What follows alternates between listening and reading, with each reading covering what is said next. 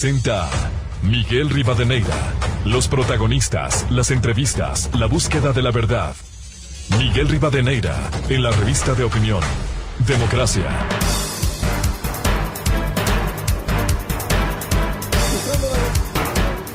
Democracia, 7:48 minutos en el territorio continental ecuatoriano.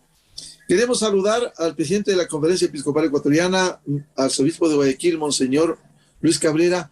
Siempre será importante la mano que tienda la Iglesia Católica Ecuatoriana para buscar la paz, la cordura, la sensatez, más allá de los legítimos reclamos que tienen los sectores sociales, pero no se va a poder arreglar ni atender con violencia, con vandalismo, con asaltos, con agresiones. El último reporte solo de un sector da cuenta de Fundamedios, 41 agresiones a los trabajadores de la comunicación. De esto no registran lastimosamente los organismos de los derechos humanos que están reclamando la actuación de la fuerza pública para poner en el Ecuador.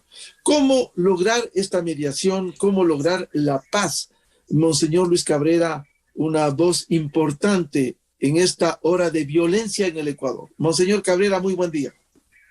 Muy buenos días, muchísimas gracias. Primero coincido con usted, con los comentarios anteriores.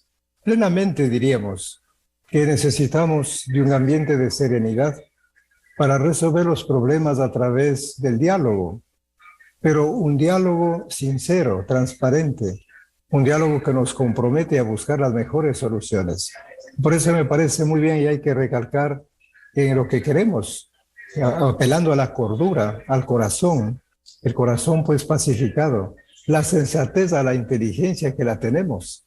Y yo diría sobre todo aquí a la buena voluntad, a la decisión de afrontar los temas para salir adelante. Así es que coincido plenamente en esos grandes valores que necesitamos pues difundirlos, profundizarlos, para que toquen la mente, el corazón, en este caso pues muy particular de las personas que están en conflicto, tanto del gobierno como de los líderes indígenas y sociales. Bien, eso es una primera palabra. Lógicamente, escuchándole a usted, me parece bien el comenzar a individuar con mucha claridad los grandes temas que han llevado a este conflicto, a ese descontento social. Y creo que hay muchos análisis que valen la pena pues tenerlos en cuenta. Digo, hay un problema de orden que yo llamo económico, y claro, es la pobreza en todas sus expresiones, comenzando por la falta de trabajo, de vivienda, salud. Es la pobreza, pero no es de ahora. Yo no me atrevería a decir es de décadas. Un problema que está ahí latente, desgarrador, desafiante. ¿Qué hacer? ¿Qué modelo económico encontrar para que esas brechas que existen entre pocos que tienen mucho y muchos que tienen poco, pues vayan cerrándose, vayan desapareciendo y llegar a esa equidad que llamamos, ¿verdad? Entonces es un tema económico que está ahí. En el tema económico también me permito simplemente señalar algo que no se dice. Yo no soy economista, no soy especialista, pero el sentido común yo creo que podemos hablar también. La gran pregunta es cómo se financia el Estado ecuatoriano. Y claro, hay muchas fuentes, pero las principales, usted sabe mejor que yo, ¿no? Los impuestos. Luego vienen los recursos naturales, del petróleo, las minas. Y la fuente prioritaria más grande, la deuda externa. Entonces, siempre endeudados y más endeudados, ¿no? Es un tema económico que había que afrontarlo, porque lógicamente las legítimas peticiones y más están ahí. Pero mi gran pregunta es, quien quiera que esté en el gobierno, quien quiera, de derecha, de izquierda, de centro, ¿cómo financia, ¿no?, el tema de educación, de salud? Para eso, ¿qué tiene que hacer? Recurrir otra vez a esos grandes poderes financieros para que ellos nos presten y luego nos impongan ese problema serio, que nos imponen lo que tenemos que hacer, cómo hacer, para qué hacer. Entonces es un tema económico que sí me gustaría, como digo, al menos para mí, entender un poquito. Luego hay también el tema de carácter político, y aquí me encanta la radiodemocracia, ¿verdad? Un tema político, hay un sistema, yo digo, la democracia, por muy frágil que sea, por muy limitada que sea, por imperfecta que sea, sin embargo, creo que es de los mejores sistemas donde se permite a las personas hablar, expresar, decir. Yo suelo decir, una débil democracia es preferible a una férrea dictadura. Entonces, son temas políticos que están ahí detrás de estos momentos, ¿no? Bueno, por hablar de eso, pues hay un tema también que yo llamo ya un tema ético. El tema de la corrupción, fíjese usted, que sale por todos lados. Por donde una pincha sale, perdone la comparación, a veces que decimos pus, ¿no? Hay algo que no funciona. Los sobornos, bueno, los sobreprecios. Es un tema que está presente ahí, la corrupción ética. Yo recuerdo, fíjense, cuando estudiábamos historia, y seguramente usted también recordará con mucha claridad, después de que todos los gobiernos terminaban con una frase: el Estado quedó en bancarrota. Yo al comienzo no entendía de qué será eso de la bancarrota, pero después iba entendiendo poco a poco que dejaban prácticamente en soletas, como decimos, al país. Los bienes públicos se lo rifaron. Entonces es un problema ético que habría que enfrentar también. Y bueno, y todos los problemas de carácter ya cultural también, intercultural, en fin, es saber que hay un solo país con diferentes culturas, donde tenemos que aprender a convivir, ¿no? A vivir con los otros de una manera respetuosa, digna. Pues mira, yo lo planteaba así rápidamente, los grandes problemas que tenemos, pero ¿cómo resolverlos? Y coincido con usted plenamente. Es el diálogo sensato, el diálogo sincero, el diálogo que pone en la mesa las diferentes partes para que todos busquemos soluciones, absolutamente todos. Dice, ¿qué hace la iglesia ahí? Pues también somos parte de este pueblo, pues oiga. También nosotros experimentamos toda esa zozobra que vivimos. Y claro, y el peligro, ahora están enfrentados, fíjese usted, fuerzas del gobierno y estos movimientos. Pero hay un grupo muy grande de personas aquí en Guayaquil, el día de ayer, por ejemplo, se manifestó en favor de la paz, en favor de que se respeten también los otros derechos. Pues claro, es el peligro que también eso pueda desembocar en enfrentamientos. Eso no quisiéramos. Así es que concluyo esta brevísima reflexión invitando a lo que ya se estamos haciendo, a dialogar, a sentarse. ¿Por qué esperar más tiempo? ¿Por qué permitir que los bienes sean destruidos, que las personas sean pues heridas, apresadas, si la solución está en sentarse en la mesa y buscar soluciones? Así es que invito nuevamente a todos los actores y agradezco a ustedes como medios de comunicación también por ser esa voz que sigue tocando los corazones, las mentes y las voluntades para encontrar una salida digna para todos los ecuatorianos. Monseñor Cabrera, usted ha dicho bien en su análisis respecto de la situación del país.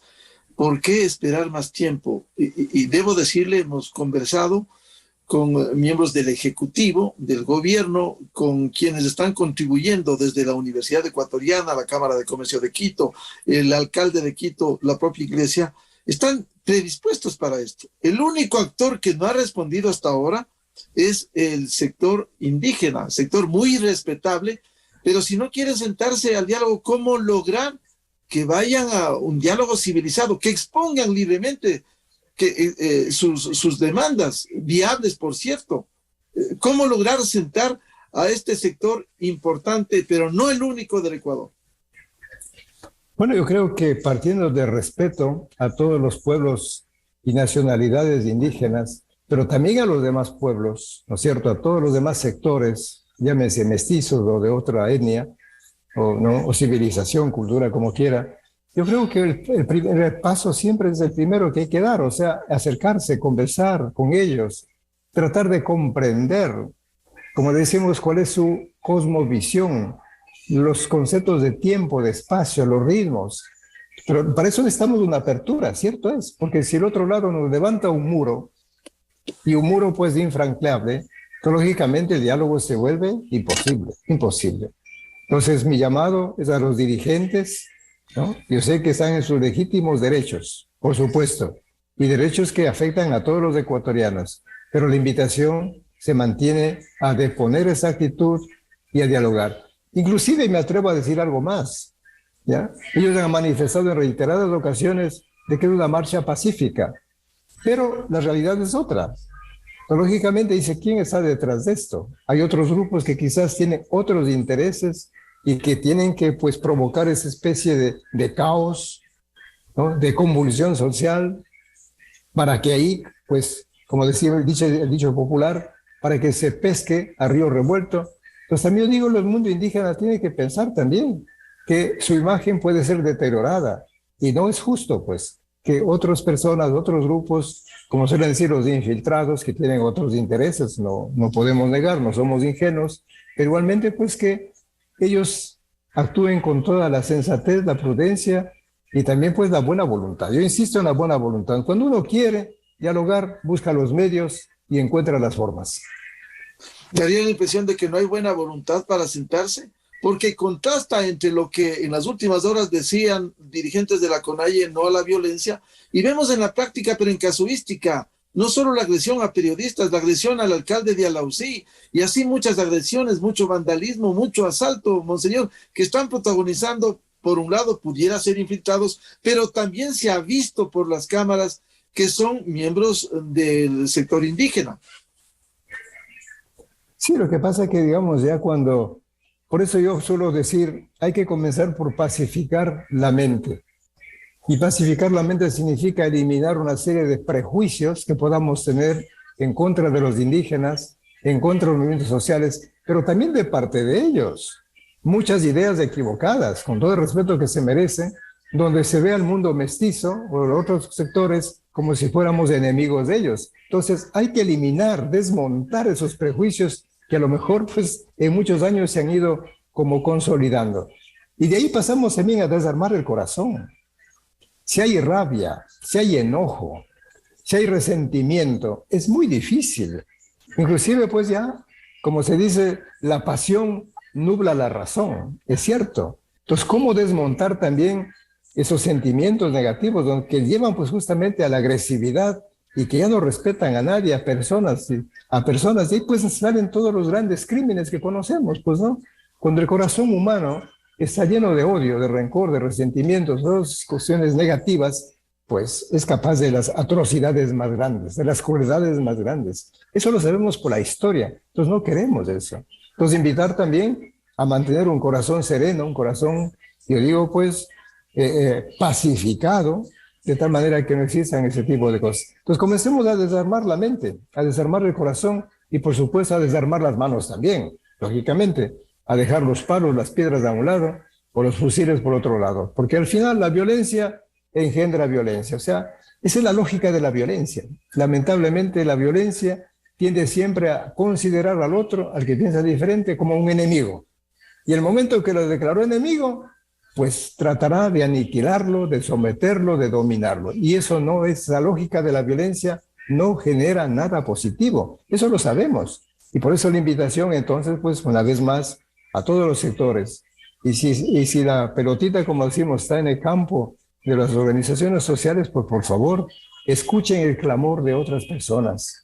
Sus derechos son legítimos, pero también hay muchísimas personas, 17 millones de ecuatorianos, que también somos afectados por esa situación, ¿no? De parte y parte. Monseñor Cabrera, si no se desarman las mentes y los corazones, lastimosamente la violencia no va a solucionar estos problemas y los perjudicados serán también en el tiempo los sectores indígenas del Ecuador, porque no van a lograr nada. Claro, de hecho, definitivamente, por eso me gustaron las dos palabras que con lo que estaban dialogando anteriormente, ¿no? La sensatez que toca la mente y la cordura que toca el corazón. Y luego pues ya la voluntad, la fortaleza.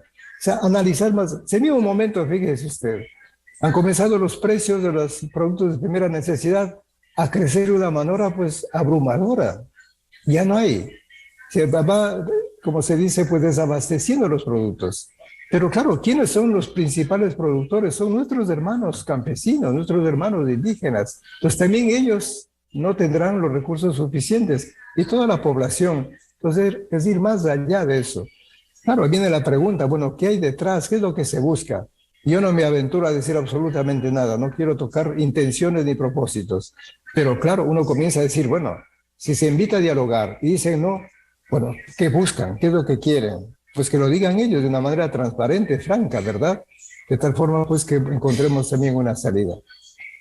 Monseñor Cabrera, va a tomar contacto con el sector indígena, con interlocutores, para que se entre en razón y que todos sus reclamos lo hagan en una mesa de diálogo, de negociaciones. Bueno, digamos, como iglesia, estamos presentes también en medio de los movimientos sociales indígenas. Entonces, hay personas que están en contacto y haciendo lo que estoy en este momento, o sea, invitándoles a sentarse a una mesa. Yo sé que los procesos son más lentos por toda la historia que existe también, ¿no? Una historia a veces de humillaciones, de reproches. No es fácil llegar a un momento de confianza, un ambiente de respeto, que son las dos condiciones para poder dialogar. En cada caso, de nuestra parte, continuaremos haciendo lo que podemos también, porque tenemos nuestras limitaciones. Lógicamente ya para una mediación y es otra cosa, porque ahí necesitamos la voluntad de las dos partes, si es que nos invitan o no. Pero nosotros nos mantenemos con la predisposición de aportar con aquello que mejor podamos para que se solucione este problema, que es un problema de todos y no solamente del gobierno del mundo indígena. Claro, y si hay dos partes y el gobierno está predispuesto al diálogo abierto, ha tendido puentes, hay organizaciones respetables como la Iglesia, la Universidad Ecuatoriana, el sector productivo que quieren contribuir. Aquí no queda otra alternativa que buscar o señalar a quienes no quieren sentarse porque no quieren el diálogo, y eso sería muy grave. ¿Cómo podemos entendernos en el país, Monseñor Cabrera, así? Bueno, yo no tengo la receta, no tengo la respuesta. Hay que ser honestos también. Por eso nosotros les invitamos a dialogar. Y si requieren de nuestra presencia, estamos listos para contribuir. Así es que yo aprovecho este momento para agradecerle a usted por esta oportunidad que me ha dado y la invitación una vez más, pues seguir trabajando por esa cultura de paz, donde los grandes valores de la justicia, de la libertad y la verdad estén en la base de esta anhelada paz. Así es que muchísimas gracias a ustedes. Monseñor Luis Cabrera, le agradecemos. Su mensaje final para los ecuatorianos en esta hora de violencia que estamos viviendo. Yo creo que lo importante es no perder la esperanza, volver a confiar en nuestras capacidades de diálogo, en esas capacidades que tenemos para salir adelante de las peores situaciones que podamos pensar. Entonces mantengamos la luz de la esperanza en alto y hagamos todo el esfuerzo posible para que esa anhelada paz llegue cuanto antes a nuestro país. Muchísimas gracias. Monseñor. Y que bendiga al Ecuador, Monseñor Luis Cabrera, arzobispo de Guayaquil, presidente de la Conferencia Episcopal Ecuatoriana. Muchas gracias, Monseñor Cabrera, por la atención a la revista de Opinión Democracia, buscando la verdad aquí en la revista de Opinión Democracia a través de Exa FM, Democracia M y Democracia TV. 8:06 en el territorio continental ecuatoriano. E insistiremos en el llamado a la sensatez, a la cordura, al diálogo, a la mediación, que es el único mecanismo idóneo de manera civilizada para atender las demandas sociales indígenas y no con la violencia, no con el vandalismo ni la barbarie como se pretende sembrar en el Ecuador. Aquí todos debemos converger hacia la búsqueda de soluciones, sea el gobierno nacional, sea los sectores sociales indígenas, sean los gobiernos autónomos descentralizados. Por favor, en el caso de Pichincha, como se ha quejado el ministro del Interior, Patricio Carrillo, a contribuir, no atizando el fuego, sino ayudando al diálogo y a la solución de los problemas. Igual la Asamblea Nacional, en donde lamentablemente hay voces que buscan la desestabilización y el caos. Hay que identificarlos y precisamente luego de la siguiente pausa vamos a anunciar el diálogo que tenemos pendiente con el asambleísta independiente Pedro Velasco, el doctor, el constitucionalista André Benavides y el analista político doctor Ramiro Rivera sobre la Asamblea Nacional, el momento que vivimos y el nuevo decreto de estado de excepción, decreto 459 que expidiera este lunes el presidente de la República. Buscando la verdad. Ya volvemos. Miguel Rivadeneira en la revista de Opinión Democracia. Inicio de espacio promocional y publicitario. Richard Carapaz sabe lo que significa el esfuerzo. Para alcanzar el éxito enfrentó un camino lleno de obstáculos, enfocado siempre en llegar a la cima, superándose kilómetro tras kilómetro para cruzar la meta. y en ningún momento dejó de luchar, dejó de pedalear. El esfuerzo